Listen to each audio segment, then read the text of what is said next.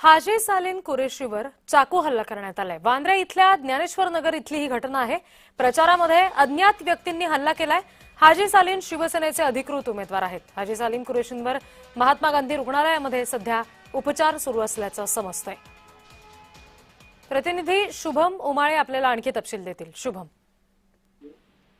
रिद्धी, खरं तर मुंबईमध्ये महानगरपालिका निवडणुकीचं बिगुल वाजलेलं आहे आणि अशामध्येच मुंबईतील वांद्रेतील वॉर्ड क्रमांक 92 मधल्या एक धक्कादायक माहिती सध्या समोर येत आहे आणि ती अशी आहे की उमेदवार जे शिवसेना शिंदे गटातून महायुतीतून आहेत हाजी सालीन कुरेशी यांच्यावर चाकूने आत्ताच हल्ला झाल्याची माहिती मिळत आहे।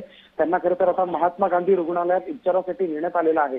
तर पाहायला गेलं तर हा हमला कोणी केलेला आहे आणि हा साधारणतः ज्यावेळेस दुपारचा प्रचार संपत असतो त्यावेळेस हा हल्ला झाल्याची सध्या माहिती मिळत आहे। त्यांचं आपण छायाचित्र देखील बघू शकतो, समोर आलेला आहे आणि अशामध्येच आता नेमका हा हल्ला कोणी केला याचा वांद्रे पोलीस सध्या शोध घेताना दिसून येत आहेत।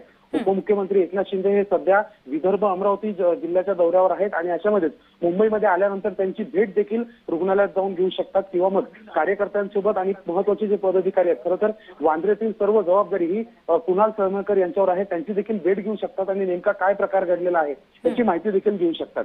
रिद्धी जी, शुभम, धन्यवाद सगळ्या सविस्तर तपशिलांसाठी। या बातमीचा बुलेटिनमध्ये इथेच थांबते।